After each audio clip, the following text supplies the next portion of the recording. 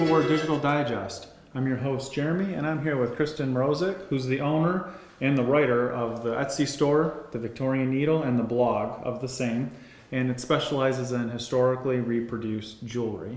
And we're going to talk about a very big topic, but we're going to give you a quick overview of some popular materials and motifs for the area of our interest. So Kristen, I know you've done a lot of research and we've done some information on kind of how you pull that together. And I think we have, most of these are all your reproductions, but we have one item that kind of is an original that ties together your research. Yeah, definitely. So I have this right here. This is an original in jet, and you can see it's cracked a little bit. It's an arrow going through two circles. And what this represents is everlasting eternal love. And you see motifs like this pop up because we have a revival of Etruscan, Roman, Egyptian, all of those sort of archaeological discoveries led to things like this in jewelry.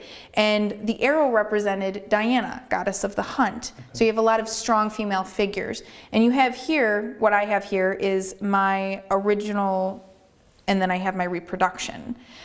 This is made with clay. If I lost and or broke this, I would be incredibly upset.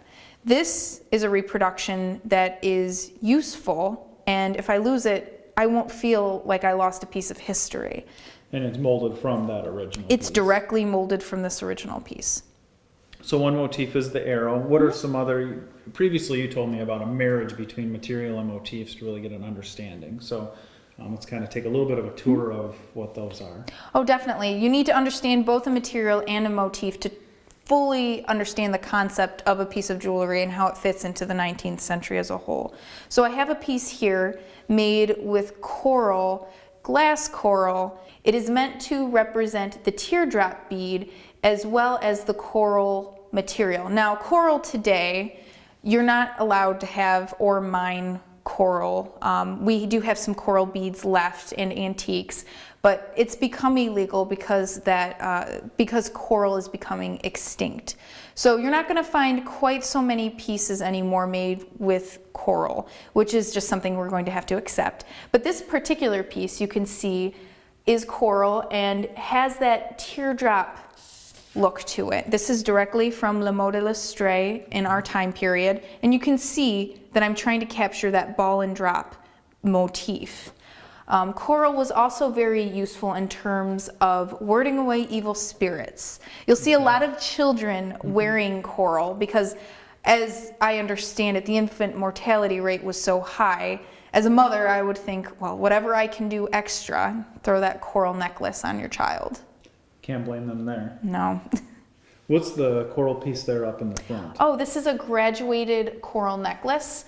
This motif was incredibly popular as well, starting with the smaller beads and working up to the bigger ones. You'd see this in coral, but you'd also see it in dark stones, such as jet or gutta percha, and pearls, definitely in pearls. Okay. Now I'm really curious about this center one here with the large clumps of fruit there.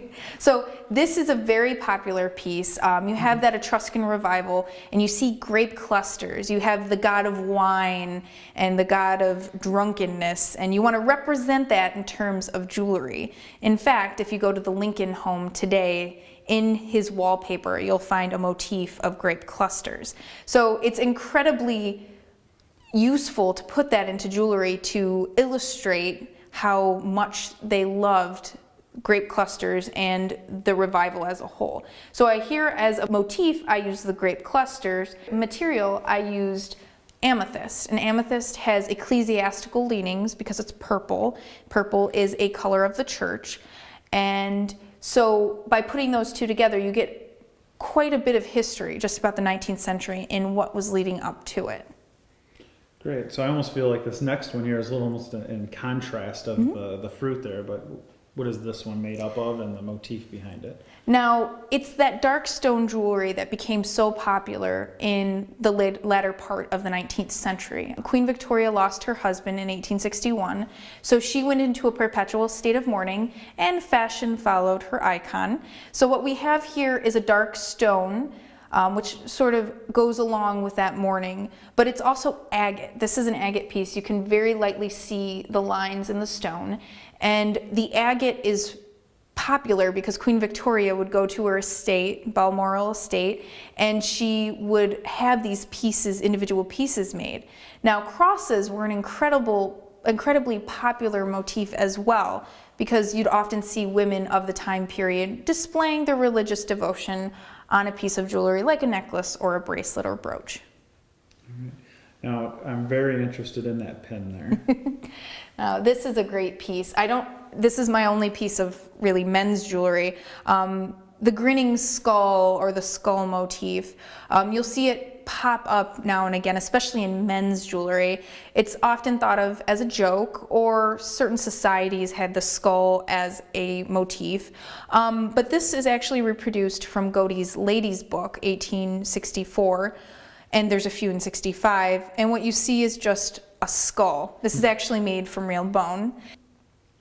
Well, thank you. I find that one in particular fascinating, but all of this is interesting. As always, Kristen, wealth of information on the topic. Thank you for watching another episode of the Civil War Digital Digest. In the comments section, we'll provide some links out to her blog and her Etsy store. And on her blog, she has all sorts of information and gets into a lot of specifics of these different materials and motifs that we just gave a broad overview today. If you like this episode, please hit the like button and also hit that subscribe button so that way you can get an email when we upload new content.